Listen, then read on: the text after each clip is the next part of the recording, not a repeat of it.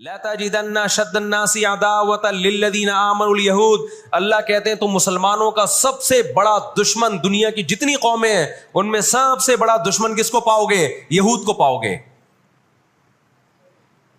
اس کے بعد مشرکین کو پاؤ گے، اور اسلام کے سب سے زیادہ قریب تم کس کو پاؤ گے؟ نصارہ کو، عیسائیوں کو پاؤ گے۔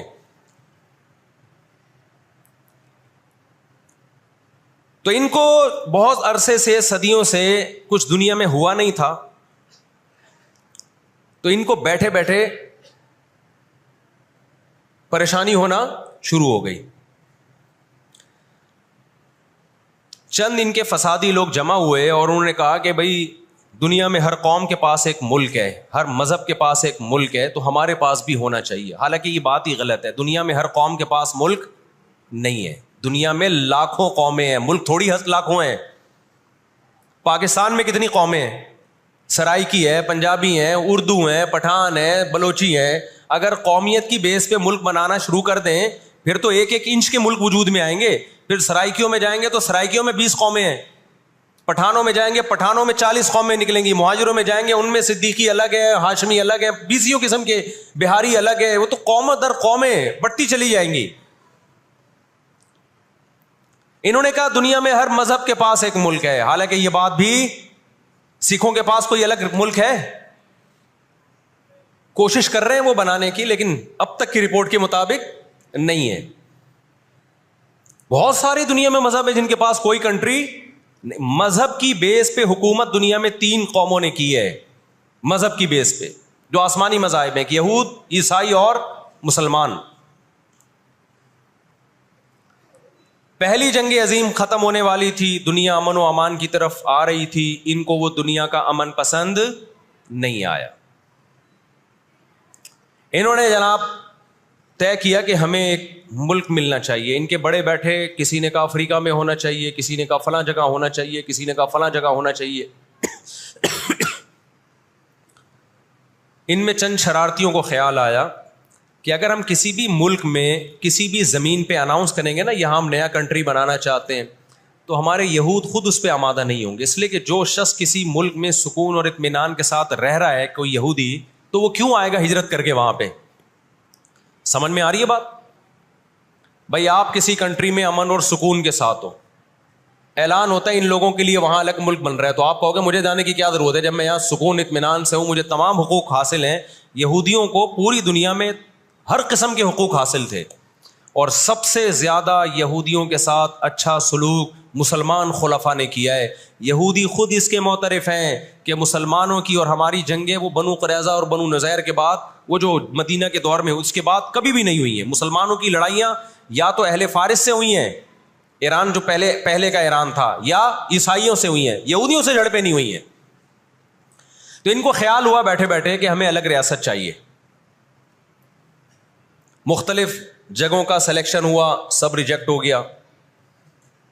تو صہیونیوں کو خیال آیا کہ اگر ہم بیت المقدس کا نعرہ لگاتے ہیں کہ ہمیں بیت المقدس دوبارہ چاہیے، یہ ہمارے آباء و اجداد کا وطن ہے، تو الگ ریاست کا منجن بہترین طریقے سے بک سکتا ہے۔ مذہبی لوگ جہاں لوگوں کو صحیح گائیڈ کرتے ہیں، خوب سمجھ لو مذہب کے نام کا منجن بھی مذہب میں ہی بکتا ہے۔ آج بھی ایسا ہو رہا ہے، بہت سی مذہبی تحریکیں لیبل کس کا لگا رہی ہوتی ہیں؟ اسلام میں بھی ایسا ہی ہے۔ جہاں اسلام میں آپ کو اچھی تحریکیں ملیں گی، وہاں ایسی تحریکیں بھی ملیں گی کہ لیبل کس کا لگایا جا رہا ہوتا ہے؟ مذہب کا، اور مقصد اس کے پیچھے دنیاوی مفاد ہوتے ہیں۔ اس کو سمجھنے کی ضرورت ہے۔ ہمارے یہاں جہاں بھی نعرہ لگ جائے نا مذہب کا، تو لوگ سارے گدھے گھوڑوں کی طرح اکٹھے ہو جاتے ہیں، یہ نہیں دیکھتے کہ اس کے پیچھے اس کے مقاصد کیا ہیں۔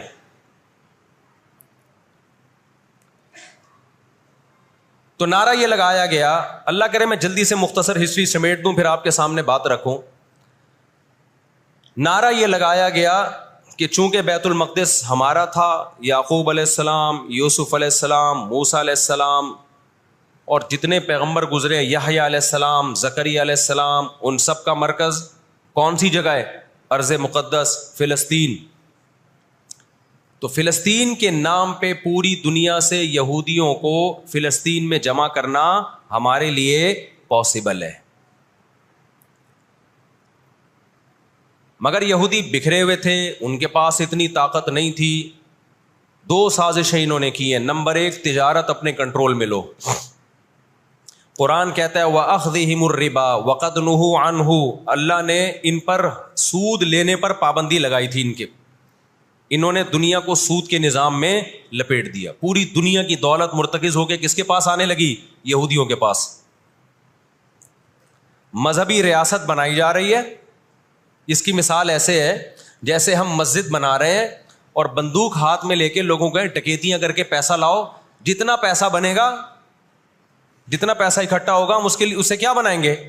مسجد بنائیں گے. تو اس سے صاف پتہ چل جائے گا بھائی تیرا مقصد مسجد بنانا نہیں ہے, مسجد کے نام پہ منجن بیچنا ہے. سمجھ میں آ رہی ہے بات کہ نہیں آ رہی؟ لیبل مسجد کا لگ رہا ہے, اس کے پیچھے, کیونکہ جو مسجد جو بنانا چاہتا ہے وہ کبھی بھی حرام پیسے سے مسجد نہیں بنائے گا. تورات میں آج تک سود کی حرمت موجود ہے. اور قرآن نے بیان کیا کہ ان کو ہم نے سود لینے سے منع کیا, لیکن انہوں نے سود لینا شروع کر دیا. بڑے بڑے بینک آج کس کے پاس ہیں؟ ان کے تانے بانے سارے کس سے جا کے ملتے ہیں؟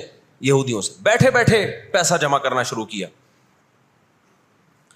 تبھی تو میں کہتا ہوں یہ جو بڑے بڑے جنرل اسٹور بنے ہوئے ہیں نا, مال بنے ہوئے ہیں, جو بینکوں سے سودی قرضہ لے کے کروڑوں روپے پھونک دیتے ہیں, اس کے بجائے نا اپنے ان غریب دکانداروں کے پاس جایا کرو جو اپنے باپ کی کمائی سے, وراثت کے پیسوں سے دکان بنا کے بیٹھے ہوئے ہیں.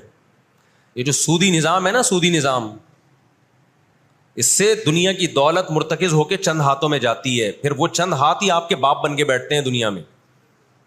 جب سے یہ بڑے بڑے اسٹورز بننا شروع ہوئے ہیں, مال بننا شروع ہوئے ہیں, یہ چھوٹے موٹے دکانداروں کی جو حلال کی آمدن تھی, ان کی جو بینکوں سے قرضے نہیں تھے, جو دادے پردادے سے محنت کر کے آ رہے تھے اور اب اتنا جمع کیا کہ ایک دکان بنا لیں, وہ سارے ایک طرف رہ گئے.